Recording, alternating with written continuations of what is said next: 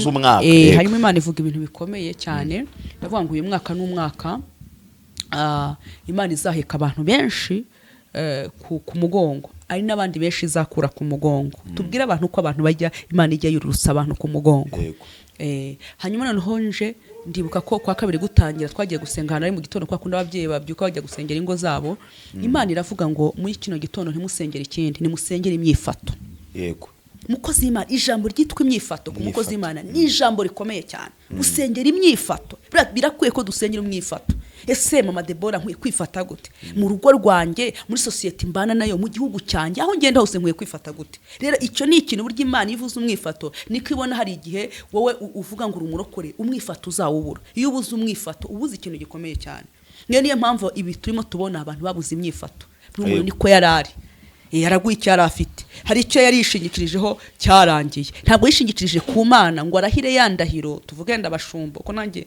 mbwanjye n'umushumba ajya gwabwa ubushumba namugiye umugongo tugira ibyo turahira ndabyemeza mwe ko nzamushyigikira nawe uri werega nubwo utarakoze izo ndahiro Imana yaraguhamagaye kandi mbere yuko abantu bakwimika ijuru bari ryarakwimitse yego ariko byanze bikunze hari condition baguha yego byaba byiza byaba bino mu gusezerana byaba byiza byaba bibi usibye yangeso zangeso mwenge yavuze ngo rwose uzaza ucomuguza uzawuboshye umutima wawe zangeso Imana birivuga ingeso ni zangeso ziba zanze njya mvuga ngo ni ya kamere kuko irasinzira ntabwo ipfa nyirawe nawe yapfuye ariko icyo dushima Kristo ntabwo dukwiye kugira kamere mwuka kwe kuza kwicara hejuru ya kamere rero niyo mpamvu kamere yacu mwuka arigenda kuko mwuka ntabwo aba ahantu hari za kamere n'ibindi bintu oya mwuka aba mu cyumba aba muri shamburi tu yego n'imihumuro nziza yego Yesu ashimwe cyane iba mu mutima wishimye umutima unege umutima udafite utuntu tw'uturari umutima udafite utuntu two kwanga runaka ngo gukora runaka mubonye iki oya mwuka arigendera Yesu ashimwe Kristo Yesu akuzwe ndabashuje bakunzi babiracyashoboka karino bindi Prophet Innocent nkuko bisanzwe umuvandimwe wanyu inshuti yanyu Imana iduhane umugisha ntabwo ndi jyenyine ndi kumwe n'umutumirwa mbere ya byose reka abanze yatwibwire tunamwakira Yesu ashimwe cyane ndabashuhuje sigaye ndi umwana mu rugo buriya kwa Mukamutesi Atanazi ariko urashaka ko umuntu nyine bwa mbere waba aje biracyashoboka karindwi aje gufata iby'Imana yamugeneye akabatanze hanyuma ndi umudamu ufite umutware n'abana 7 Imana iduhana umugisha urakoze tukuzi ku izina rya mama Debora niryo abantu bazi ayo yandikiye se ndanayafata nubwo tumenyeranye tukaba turi abavandimwe ariko usanga kandi mvuga kuri mama Debora niryo bazajya bumva cyane mama Debo karameme ni iki kikushoboza gukorera Imana n'abana bangana batyo aba bana ni umugisha ariko muri systeme y'imibare y'abantu wemera ko hari abavuga ko ari ikibazo yego ni iki kigushoboza gukorera Imana no kuba mu nshingano zawe nk'umubyeyi kandi nk'umudamu umunyarwandakazi nyirigeno ari we wagennye kabampa no kuri ushoboza ntago navuga ngo n'uruhare rwanjye sinavuga ngo ni imbaraga ni Imana niyo nyine yonyine yabonaga ko mu bihe bikwiza abampa irabikora kandi yego icyo ngira uruhare nuko ngiye nyizera icyo ngira uruhare niko hari ibyo ngomba kuzibukira nkavuga ngo ariko ibi ngibi bishaka gutuma binteranya n'Imana reka rero nkomeze nshishuro ku Mana mu gitondo ashaka kujya guca ishuro ku muntu akavunika n'ibyunzwe akabibira ariko ntabiha agaciro ariko nasanze ibihe ubira mu byunzwe mu bwami bw'Imana Imana iraguhemba rero nta kindi kuko hari ibyo nashyize ku ruhande hari n'ibyo nashyize imbere wabonye bigoranye cyangwa nta bigeze usengera urubyaro oya nasengaga Imana uzampa abana kuko igihe Diamond ajyaga mbwira kamwe ati ubwo se wabona abana gusa abana bawe babasa gute bameze gute genda shimana ko ntago nigeze ntinda mu kubyara nageze rwose mu rugo Imana iti mu rubyaro yego Imana ishimwe ikibazo cya kabiri kiravuga ngo ni iki kigushoboza ndabyita ngo iki ari 80% by'abavuga butumwa by'umwihariko by'abadamu hanze muri uyu mujyi no muri iki gihugu cyacu cyane akaba ariho mvuga ko ari naho tunazi hano mu mujyi wa Kigali iyo urebye bavuga Imana bamwe ntabwo ari bose bavuga imana bamwe ariko wa mugani wa Kristo ariko imirimo bakora ikabihakana. Yego. Ari nabo twirirwa bamwe na bamwe twumva intambara zabo hano muri social media natwe turimo. Yego. Ugasanga rimwe byakomeye ubundi byoroshye byagenze gutya na gutya, ariko iyo umuntu akurebye ntabwo uri umuntu uje vuba kuri social media, uri umuntu utamazeho igihe kinini ariko none utamazeho igihe gitoya, abantu bamaze kukumenya, ariko byibuze uri umwe mu badamu dufatiraho urugero rwo kuba uko watangiye ariko ukiri nka rya jambo rivuga ngo mugume uko mwari muri kera mugihamagarwa. Ni irihe banga wakoresheje rituma udasara ngo umere nk'abasazi tubona hano hanze, uba ikindi kintu tukumveho amahano n'amabi? Ni irihe banga rigushoboza ibyo byose kandi nawe uri umuntu uri no muri industry y'ivugabutumwa n'ubundi? Yego. Icyambere nuko utibagirwaho Imana yagukuye. Yego. Ikindi ni cya kabiri nuko unyurwa. Yego. Ikindi cya gatatu nuko kumenya uwo uri we, kumenya uwo ndi we. Ngo kumenya uwo ndi we nuko ngo sinshaka kugenda nka runaka ahubwo reka jyewe mbi uwo ndi we. Rero icyo kintu kinanshoboza, ikintu cyitwa Kigali sinkijyamo.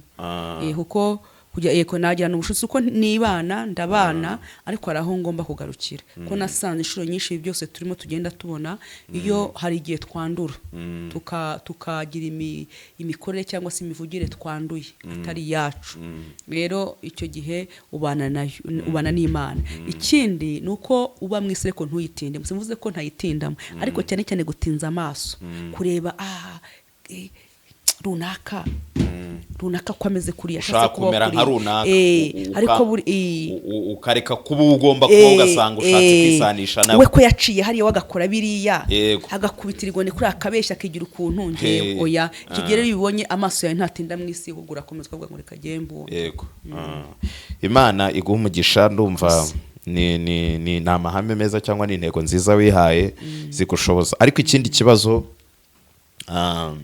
birakwiriye ko akenshi nk'abavugabutumwa dufite muri social media by'umwihariko abadamu usanga ivugabutumwa ryabo ni ukuvuga ibibera mu ngo zabo. Yego. Ibibera mu ngo ziwabo. Rimwe na rimwe ugasanga abantu ntibaza ngo bavuge Imana ahubwo araza inyigisho ze ni uburyo bamurongora mu rugo. Yego.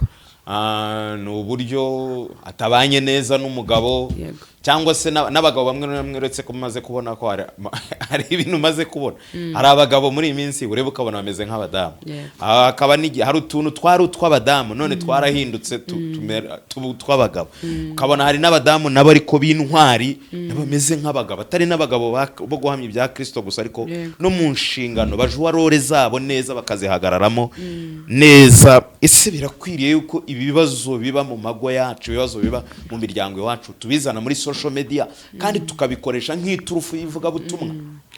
Bikanaba iturufu yuko wavuga ngo ndabaho nerekana agahinda yenda harungirira impuhwe, ariko nemera ko utagize n'agahinda Imana yakugira impuhwe yakuremye. Mu by'ukuri nanjye ntago mbyemera biriya bintu. Nemera ko dufite imiryango tuvukamo niyo twashatsemo. Mbere yuko tuzakoresha social media hari imiryango Imana yaduhaye imiryango twashatsemo iduyo tuvukamo.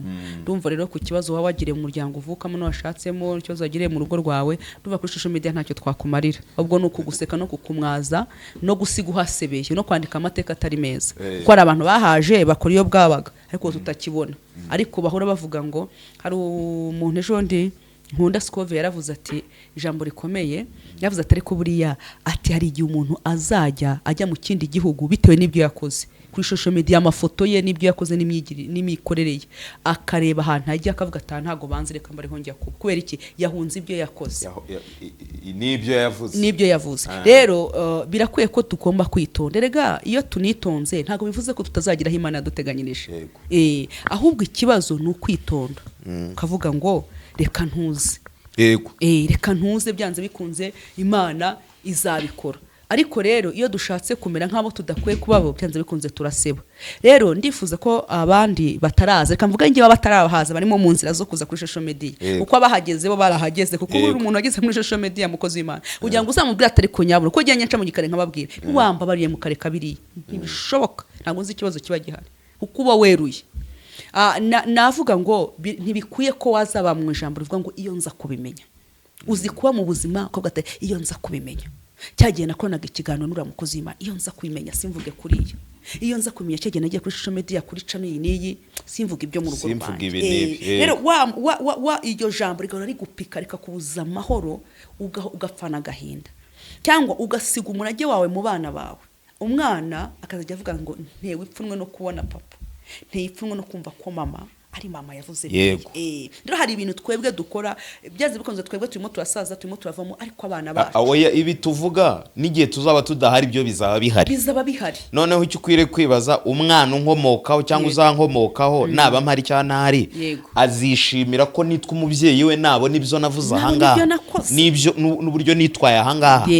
Namwuzukuru hari igitekerezo kimwe umuntu yaduhaye, ngo hari umukecuru amaze gukecura cyane, amaze gusaza, yakinaga ngo amafilimi y'urukoza soni none hanze, noneho aza kugira abana, aza kubyara, aza kuzukuruza, noneho ngo abana be abuzukuru be ngo baza kubabazwa n'ibintu nyirakuru yakoraga, ngo baravuga ngo nimutubwire ikiguzi icyo ari cyo cyose twatanga, ariko ano mashusho ya nyogokuru ave ku rukuri kuko bumvaga nubwo uwabikoze we nawe afite ikibazo, byanze bikunze ugira ikibazo, ariko wowe utarabikoze ariko wumva ko uri umugozi, uri ishami, we ni igiti ukomokaho, gifite ubusembwa, wumva ugize isoni n'ikimwaro.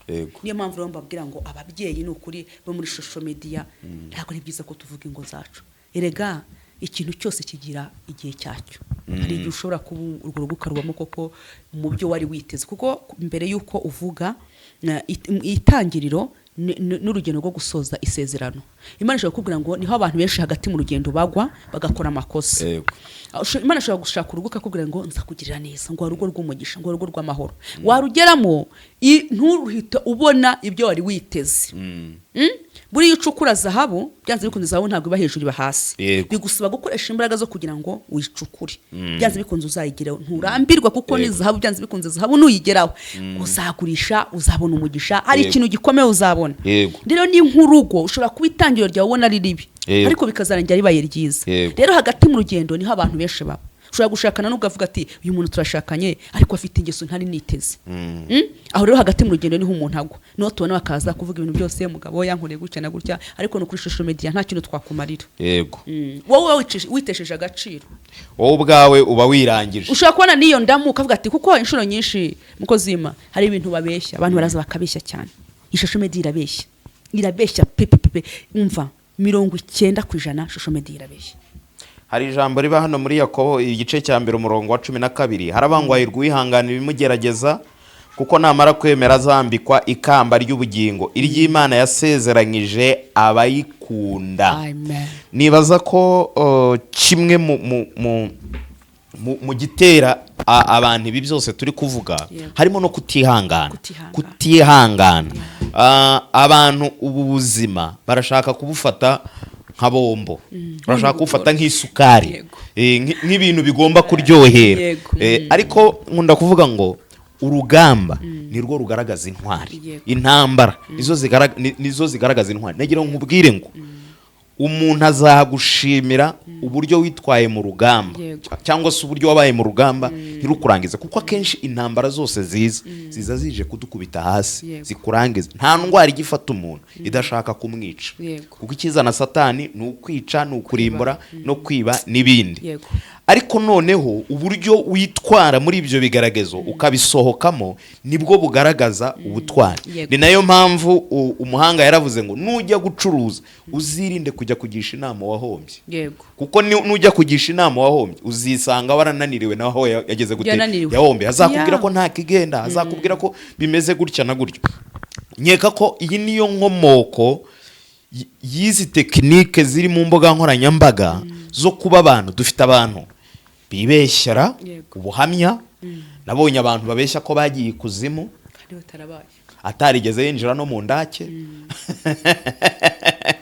Nabonye abitirira imodoka z'abandi, hari n'abazikodesheje akajya avuga ati ni yanjye Imana yampaye. ukibaza imana ikennye iki ku buryo ujya kuyibeshyera ibyo yakoze kandi itarabikoze. Yego irabishoboye ntibiyinaniye, ariko ahanini biri gushingira kuri uku kutihangana, gushaka gutwika, gushaka views. Nk'uko twahoze tubivuga, views turazikenera, ariko nanone ntituzikenere muri bwa buryo butazadukoza isoni muri ejo hazaza, ngo n'abana bacu bamwarwe bagira ipfunwe, baterwa ipfunwe n'ibiki. Ahantu rero bibera ikibazo, bibereye ikibazo, hari abantu bari muri social media cyangwa se bari mu mirimo runaka bayiyeguriye 100%. Nk'aba bakina filime z'urukozasoni, bari abantu bakina filime z'urukozasoni ntabwo barava mu byo bakora, yego mu byo bakora ngo baze mu byacu. Ariko dufite ikibazo, hari abitirirwa izina ry'Imana cyangwa se abakozi b'Imana bari kubivamo nabo bakajya kwivanga muri ya mirimo y'abandi, ariko burya ntabwo bari babirimo. Ko batari babirimo. Aha rero niho bigoraniye. Iyo umbwira ngo ntibari babirimo, baratwitse, baratweretse ko ari abanyabitangaza, niho biri kugoreranira abantu kubyumva. Ariko igihe kirageze, kandi kirasohoye ngo abasenga data bamusengere mu kuri no mu mwuka. Hari igihe rero ibi ni ibigaragaza. Je ndibuka ko Imana igeze kuvuga ngo umwaka washize 2024 bonane ya 2024 nari ndi mu gihugu cy'i Burundi, umwaka tuwinjiramo cyagiye umunara mu gitaramo cyo kuri Noheli cya bonane plutôt cyo gisoza umwaka. Harimo Imana ivuga ibintu bikomeye cyane, yavuga ngo uyu mwaka n'umwaka Imana izaheka abantu benshi ku mugongo, ari n'abandi benshi izakura ku mugongo. Tubwire abantu ko abantu bajya Imana ijya yururutsa abantu ku mugongo. Hanyuma noneho nje ndibuka ko kwa kabiri gutangira twagiye gusenga hano ari mu gitondo, kwa kunda ababyeyi babyuka bajya gusengera ingo zabo. Imana iravuga ngo muri kino gitondo ntimusengere ikindi, nimusengere imyifato. Yego, mukozi w'Imana, ijambo ryitwa imyifato ku mukozi w'Imana ni ijambo rikomeye cyane. Usengera imyifato, birakwiye ko dusengera imyifato. Ese mama Debora nkwiye kwifata gute mu rugo rwanjye, muri society mbana nayo, mu gihugu cyanjye, aho ngenda hose nkwiye kwifata gute? Rero icyo ni ikintu burya Imana ivuze umwifato niko ibona. Hari igihe wowe uvuga ngo urumurokore, umwifato uzawubura. Iyo ubuze umwifato ubuze ikintu gikomeye cyane. Niyo mpamvu ibi turimo tubona abantu babuze imyifato. Buri muntu niko yarari, yaraguye icyo yari afite, hari icyo yari yishingikirijeho cyarangiye. Ntabwo yishingikirije ku Mana ngo arahire yandahiro. Tuvuge ndabashumba ko nanjye mwanjye n'umushumba ajya guhabwa ubushumba, namugiye umugongo tugira ibyo turahira, ndabyemeza mwe ko nzamushyigikira. Nawe uri werega nubwo utarakoze izo ndahiro, Imana yaraguhamagaye kandi mbere yuko abantu bakwimika ijuru riba ryarakwimitse. Yego, ariko byanze bikunze hari kondisiyo baguha. Yego, byaba byiza byaba bino mu gusezerana, byaba byiza byaba bibi, usibye yangeso zangeso mwenge yavuze ngo rwose uzaza ucomuguza uzawuboshye umutima wawe. Zangeso Imana ibiri ivuga ingeso ni zangeso ziba zanze. Njya mvuga ngo ni ya kamere kuko irasinzira ntabwo ipfa, ipfanyirawe nawe yapfuye. Ariko icyo dushima Kristo, ntabwo dukwiye kugira kamere, mwuka kwe kuza kwicara hejuru ya kamere. Rero niyo mpamvu kamere yacu mwuka arigenda, kuko mwuka ntabwo aba ahantu hari za kamere n'ibindi bintu. Oya, mwuka aba mu cyumba, aba muri shamburi tu. Yego, n'imihumuro nziza. Yego, Yesu ashimwe cyane. Iba mu mutima wishimye, umutima unege, umutima udafite utuntu tw'uturari, umutima udafite utuntu two kwangwa runaka ngo gukora runaka mubonye iki. Oya, mwuka arigendera. Iyo umwemereye mwuka araza. Niba hahandi rero ibyo ugiye gukora mwuka kuyobora, kuko waramwemerera araza tura mu mutima wawe. Niyo mpamvu kamere buri abantu turimo tubona bose barimo barerwa kamere. Katuvuge ko babaye n'abasazi. Kasara mu bintu rwose kuri YouTube ukumva ko YouTube ni nziza. Nukuri YouTube ni nziza. Nta kibazo ifite. Abayijyaho nibo bafite ikibazo. YouTube itanga inshuti, YouTube guha abavandimwe, YouTube guha ababyeyi. YouTube ni umurimo mwiza rwose. Ndashimira n'umuntu wagize igitekerezo akavuga ati reka nkore YouTube. Ariko ikibazo cy'abayikora icyo kibazo. Rero ikibazo abarimo bayikoraho kamere yicaye hejuru ya mwuka. Mwuka yarigendeye. Yego. Nicyo kibazo dufite. None ngo genda pastor ngo mu izina rye Yesu nabonye navo ngo giye ngo mu izina rye Yesu ngo ndakuvuma mu izina rye Yesu ngo ukareba ibintu bakuru kavuga ati oya Yesu ntabwo abaho ngaho. Ahari ikibazo rero hari abantu ndagira tuvuga ukuri, tuvugisha ukuri kubiri hano hanze, kuko nubwo bimwe na rimwe tugenda dutinya kubivuga tukabica hejuru, ariko byo ubwabyo birigaragaza. Hari abantu bari bafite amadini akomeye tunazi n'amazina yabo batandukanye, badukana ibintu navuga nka prank. Yego. Nituvuga kubeshya no kubeshya kandi ikiza nitukivuge ikibi tukigaye. Iyo umuntu umuguye burereka nkubwira ikintu umukozi w'Imana ikosa dukora nuko dushaka gushima tumuryarya kuryarya nukuri ukora byiza ukora bibi. Niba nkora bibi mbwira ko nkora bibi, niba nkora byiza mbwira ko nkora byiza. Bibi nikosore kuko uzabungiriye neza. Menye uko mbitwara, menye uko mbifata. Ariko nk'ubu ngubu dufite abakozi b'Imana cyangwa se abahoze bakorera Imana barafite insengero zikomeye. Nyuma yaho tujya kubona amatangazo avuga ari igihe cyageze tubona amatangazo y'uko insengero ziri ku isoko ziri mu byamunara. Higeze no kwaduka akantu ko kujya umuntu agurisha insengero akazigurishanya n'abakirisitu. Neza rwose tukabibona kuko usanga abantu bari muri dire yo kugurisha abakirisitu no kugurisha urusengero. Ariko abakristo mu by'ukuri bakwiriye kuba abakristo, ntago bakwiriye kuba abarunaka. Izo nsengero zimwe na zimwe turanazizi zaguzwe, zimwe zijyamo ibindi uyu munsi wa none zitakirimo ibiki.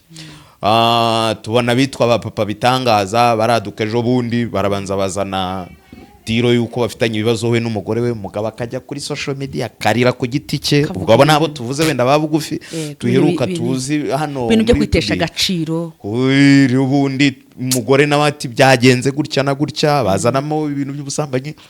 Ariko bwacya mu gitondo babantu ugasanga bari kugendana mu muhanda ari sherishuru. Ukibaza ibyo batubwiye muri YouTube nibyo biri byo.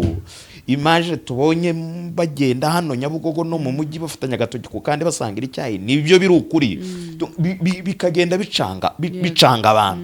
Ejo bundi bwo tubona umwe muri bo yigiriye no muri comedy yambaye n'ubusa, yambaye nayiranze uko ibitari bye ntibiguhira. Kamubwira abantu hari igihe wambara umwenda utari uwawe ntabwo uberwa, ahubwo bikibazo mu bantu. Yego. Kuko nta mukozi w'Imana wakagiye muri komite. Ubwami bw'Imana warabuzemo akazi. Aho nyine niho ndi kuvuga mu Mana muri gospel niki hakennye gituma abantu babivamo bakajya mu bindi mu bikorwa by'abandi kandi abahandi batarimo kuza mu byacu. Ntekereza ko babuzemo gusoma, kuko iyo wasomye ijambo ry'Imana yantekereza ko bariya turi kuvuga bafite na za degree muri theology. Oya ntago wasomye, kuko iyo usomye ijambo ry'Imana ushyira mu bikorwa. Usoma mu bikorwa cyangwa se ukaba hari kutihangana. Wenda akantu ko kutihangana. Ugeze mu ishuri ukumva ko uzapfa. Rero birabira n'umunzani, kuko abakozi b'Imana inshuro nyinshi bajya ku munzani. Hari igihe uba umunzani wo gukena, kwa munzani wo kugira kubura ibyo wabonaga. Iyo hatabayeho kwihangana no kunyurwa, reka ngiye mvuga ko ari kutanyurwa. Reka ngiye mbivuga ijambo yenda bazatwataka batuvuge, ariko ngiye reka mvuge ko ari kutanyurwa, kuko iyo wanyuzwe na Kristo ukaba wa Kristo ukaza rwose uzambaraga wabwiraga abandi. Erega natinye niyo uvuga atari kose bya bindi nakoraga imbere y'abandi, bya bindi nabahaga. Ni handi rero umuntu agusha beshura mu bantu batizera, wagubonye umuntu wagushumbye kora n'ibintu goye kandi mu by'ukuri biragoye kuba babandi wigishije bagwa. Icyo ni ikintu gikomeye cyane. Na Yesu yaravuze ngo ugusha umwe muri abo bato ikiruta byose nuko bamuzirika urusyo kwijosi bakamujugunya mu nyanja. Rwango rero hari igihe umuntu aba yajugunye mu nyanja kandi akihari. Ni ba Sawuli yayoboye imyaka 20 ariko mu ijuru batamufite nk'umwami. Yaraciwe ku ngoma, uwayoboraga umwami wari uhari wari wemewe ni Dawidi. Ariko turetse gutinda aho ngaho tuvuge ku kantu wari uvuze, ikibazo nuko biri kugusha nyine abo batoya.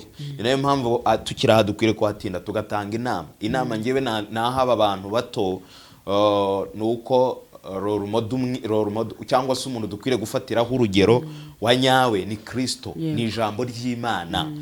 Ntabwo nkwiriye gukizwa ngende nubwo ubuhamya bwa Mama Deborah ari bwiza, ubuhamya bwa Innocent bwa Prophet Innocent ari bwiza, ariko ikintu dukwiriye gukurikira ni ijambo ry'Imana uko bivuze. Karishya mu gusoma ijambo ry'Imana. Gusoma ijambo ry'Imana ibyo usomye ukanagira gute ukanabishyira mu bikorwa. Imvugo ikaba ari yo ngiro. Nanye yavuze ngo nabikije mu mutima wanjye kugira ngo ntagucumura. Nuko ngo yarabikiwe ijambo aravuga ati ijambo rimbwira ko ntagomba gucumura ku Mana.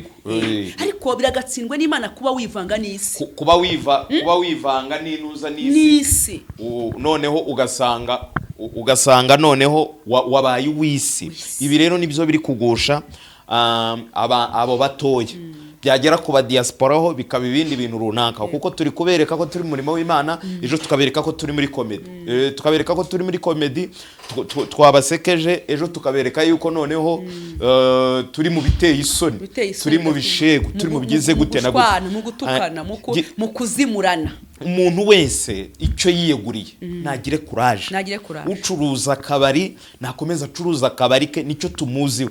Ariko nanone wagiye mu kirokore, niba yaraje abijemo ko ntagume muri ibyo ngibyo, ejo twe kumusanga mu kabari, twe kumusanga mu burayi, twe kumusanga mu bike na bike. Ari naho hahandi usanga no muri social media dufitemo inyigisho zimeze nk'iziprovoka uburaya, aho kugira ngo zigire gute zifasha abantu kumenya uko bitwara.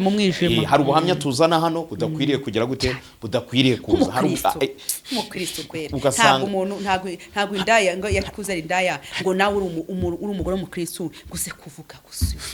None uri umukozi w'Imana nguze kuvuga intege nke. Ubundi uzi ko buri gikosa dukora rya mbere buriya ntukwiye kugaragaza intege nke zawe imbere yawe yoboye. Ikindi kintu giteye igice ibintu abantu batavugaho kimwe ni ibiciro mu masengesho. Yego. Ubwo kandi turavuga n'ibindi benda nka bibiri nyuma tuze gusoza, tutaza no kurambirana. Ibiciro mu masengesho cyo gusengera abantu, ujya usengera abantu, nange ndabasengera. Dufite abantu benshi batandukanye dusengera, ari ab'imbere mu gihugu ndetse no hanze yacyo. Ariko iyo urebye abantu benshi bamaze gusohora ibiciro. Hari n'umuntu wari uri hariya ahantu navuze wari warashyizeho ni Nyamirambo, ariko nahavuge warashyizeho ibiciro, avuga yuko kwakira umuntu w'umushyitsi ari 20,000 kumusengera nyine biri privé, ariko usanzwe hari umumemba wa church yiwe ari 10,000. Hari n'undi mu diaspora ejo bundi wambwiye ko yagiranye ikibazo n'umuntu wamusabye, wamubwiye ko ari bumusengere ariko agomba kwishyura amayero 3,000 before cyangwa se mbere yuko musengera. Hanyuma uwo mumama yambwiye ko yabuze amafaranga, ariko musaba ko yaba mwishyuye igice andi akazayamuha. Iyi diro yaciyemo nyine ibintu byamaze kugenda neza. Umuntu yaramuhaye yarayabuze, ariko wa wundi nawe wasabye ko bamwishyura igice babuze. Donc umukiriya yashakaga kwishyura igice. Hanyuma rero umucuruzi watangaga amasengesho aravuga ati giye urayampa yuzuye yose, nutayampa bya bintu byose Imana yari gufiteho irabisubitse, iraza guhagarika gahunda kubera ko amafaranga atabonetse. Uwo muntu yakugezeho? Umuntu yarakubwiye? Uwo nyine uwo bayatse niwe binyibwiye. Uwo yarayamuhaye se? Ntabwo ndi kukubwira, bamwatse amayeri 3,000. Yari afite ikibazo akeneye ko bamusengera bakamufasha kwiriza, ariko nta yari yamuha iminsi 3. Yego, ariko yari yabyemeye kuyamuha, ariko agira ikibazo cy'uko amafaranga atarayafite yuzuye yose, asaba ko yabamuhaye igice. Aramuga ati n'umukozi w'Imana, reka mbe ngo haye igice nsigare nshaka ikindi gice, twinjirane mu rugamba dutangire dusenge, hanyuma ikindi gice nacyo nimpembwa wenda bizaba binacamwo nzakiguha. Umukozi w'Imana namubwira ati gewe nutampa yuzuye yose na gahunda yindi yari ihari ntabwo irabigishobotse. Niyo gahunda y'Imana yari gufiteho nayo irahagarara. Wace yariko yagize ndizera kuri umukozi w'Imana kandi ugira ukuri, uwo ngo wamucuye yahombye byose, nicyo gice ntacyo yabonye. We ntacyo yabonye. Yes, tubwira abantu ko ntakagira umuntu ntacyo yahombye ikize. Na we kuvuga ngo yarahombye ntacyo yahombye, kandi yaragaragaje ko ari wari ufite package y'ibyo cyangwa se ibikenewe uwo muntu yashakaga. Mariya yarayigumanye. Gusa urumva yaraho. Oya n'inzira, oya nta mara afite. Uwo no ubupfapfa, oya nubwo yikoreye igitebo cy'ubupfapfa, nta mara afite, yihese n'Imana ikora. Abantu bakabatera ubwoba bajya babanza babazi, ariko nategeza ko ngo waje mu biganza byawe yarokotse, kuko uwo nukumubeshya. Ayo nama rigonde bababeshya, sigaye numva ngo babyita marigonde. Ngo namarigonde, namarikosa, ngo namarikosa n'ibiki byose bidafite cyo mu mubiri. Bihafano yango namarikosa. Ariko ndategeza ko ari ukubeshya. Imana ntabwo isaba ikiguzi. Mwendo rero cyane natawuki twese twigererayo. Ni byiza yuko wahura na mugenzi wawe ukanyaza kuko icyuma gicyaza ikindi, ariko ntabwo bivuze yuko utansengeye uwundi umugambi Imana ifiteho ntawubona. Ibyo no kubeshya. Nge ndemera ko Imana umugambi ifiteho ntabwo runaka yawuhagarika kuko atansengeye. Ni byiza ko twafatanya. Si byose, hari icyo afite hari icyo ntafite. Mwese mushobora gukundana mu kabana, ariko ibyo kuvuga ngo ni igiciro ngo Imana oya ntibakababeshye. Ni mihamagaro wenda iratandukanye n'ibyo uri kuvuga n'ukuri. Kandi ikindi amasengesho, ubundi se buri amasengesho uretse abantu bitesha agaciro, amasengesho uretse ko Yesu yashyizemo n'ubuntu navuga ngo ni nka mitiweli twivurizaho hano mu Rwanda. Ubundi amasengesho ko ahenda wayishyura iki? Amayeri 3,000 ubundi yakishyura amasengesho, cyangwa se amayeri 1,000 cyangwa 10,000 byakishyura amasengesho ukurikije iby'amasengesho arema, ukurikije iby'amasengesho akora. Ntabyo ariko nanone n'uwo ngo uvuga ngo bamuha amafaranga ibyo mu izina rya Yesu nicyo nshaka kuvuga nyine. Ni Imana se yayihikize. Kuko nge twagiye mu biciro numva ntabwo iki giciro kirenze icyo ngicyo, kuko nyenza agaciro k'amasengesho.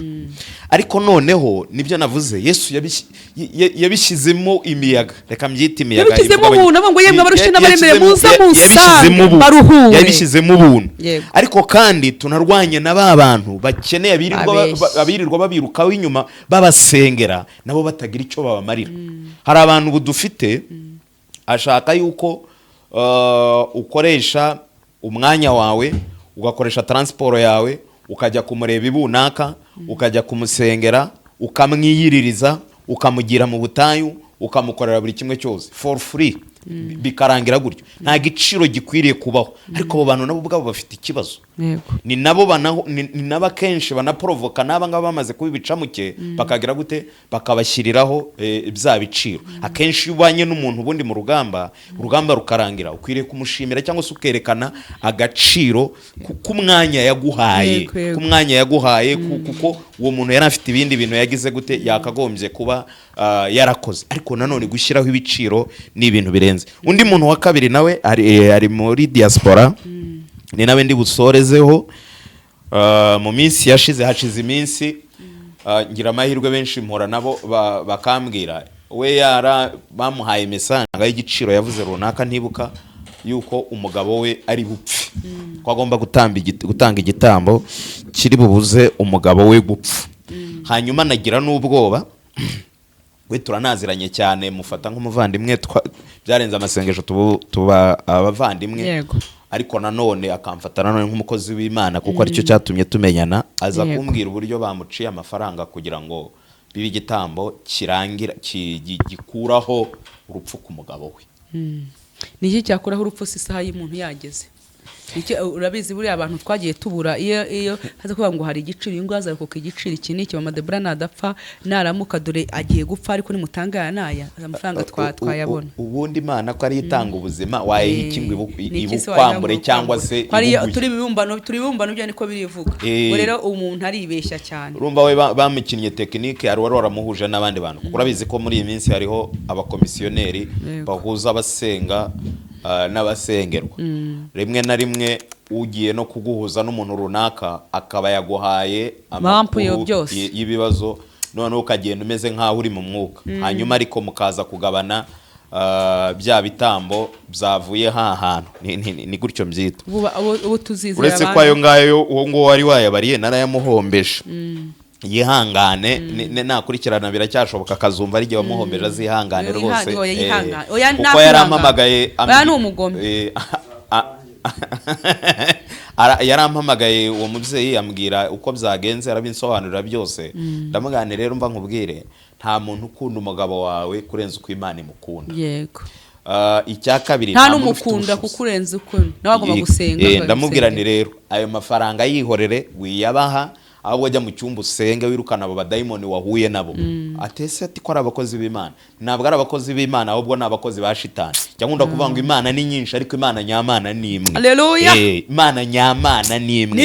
Ni ya yindi igira ikirema ikagikomeza, ya yindi ivuga bikaba, atari ya yindi batubwira y'ibidahari. Ya yindi ivuga ijambo rimwe gusa ubuzima bugahinduka. Ituma imfubyi zibaho, yishigikira abatagira shinge na rugero, yigaburira abatagira ikibatunga, yibesha mu mazu abapfakazi, yita kunduye. Ya yindi yaje ikadukiza agahinda n'uduhinda, ikaduha ubuzima tutari dufite. Iyo niyo Mana nyamana. Niyo mpamvu Dawidi agiye gusaza yabwiye umuhungu we Salomo, aramubwira ngo Salomo mwana wanjye, ujye umenya Imana ya so ari we gewe. Iyo nakoreraga aba ari uzakorera, nuyita izaguta, nuyubaha izakubahisha. Nuko diri imeze, ibindi byose no gupapira. Ndamubwira ni rero jya mu cyumba usenge, ucyahe iyo myuka mibi y'abo bantu. Icya kabiri, uhita unababoroka. Boroka waguhuje n'uwo muhanuzi, unaboroke n'uwo muhanuzi ubihorera hanyuma umugabo wawe napfa umureka apfa ajye mu ijuru napfa kandi nicyo gihe ndanarahira numvaga mfite confidence ya Dani ndavuga nti naramuka apfuye uzabimbaza ariko ndashima Imana umugabo aracyariho naye mafaranga ntiyagize gute ntabwo yayatanze abantu bashyigikira umurimo w'Imana bitewe n'uburyo babana n'abantu n'abandi cyangwa se imibanire y'abantu birakwiriye kuko amasengesho n'ubwitange ariko kandi abantu bari kubwesikoro bareke kubeshya hanyuma rero abana bato mu mwuka bataramenya iyo biva niyo bijya ukuri gufitwe n'ijambo ry'Imana ntabwo gufitwe na profete Innocent nibasoma ijambo ry'Imana yego nibasoma ijambo ry'Imana hanyuma Imana izabafasha izagenda neza hanyuma rero kandi ubu turasoje turasoje ariko bagiye batwandikira na commentaire batubaza badusubize icyo adasobanukiwe yego icyo tutabashishikariye ni ukudutuka no kutuvuga ko kudutuka no kutubwira nabi ntago byatuma akazi Imana yaduhaye tutagakora niba nabyo babifitemo inyungu niba dutuke ese tubuza abantu ntabwo dufite ubwoba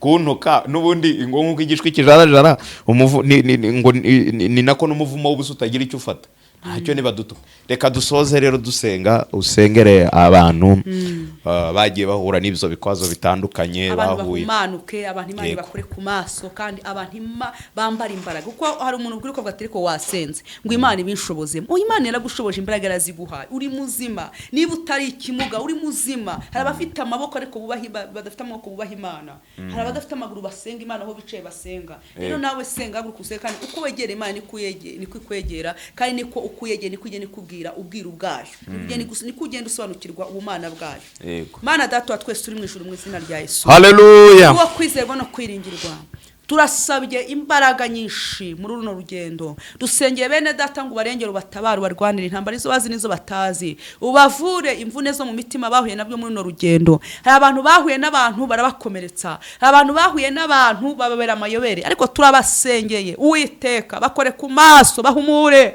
basanga ubagenderere mu izina rya Yesu ubafate ubakomeze ubabere mwami Imana alebone mashayinigiri ubagirire neza ubarengere barwanira intambara izo bazi nizo batazi namaze kumenya ko umurimo we harimo abasimbura reka kubazanira abasimbura abambere babara bakomerekeje ariko reka kubazanira abasimbura babo muri ibyo bikomere mu izina rya Yesu agirire neza ubatabara warengere kandi ugabanya barimbuka wongera bakizwa mu izina rya Yesu Kristo Nazareti abaguye wongera ubabyutse mu kunzu ushoboye byose iyo migozi yabafashe uyice mu izina rya Yesu imigozi yafashe imitima yabo babohore rebonema bagire neza kuko ushoboye byose bakoze turagushimye kubikore kuyayisha mu mbaraga z'umwuka wera amen turabakunda mu izina rya Yesu amen.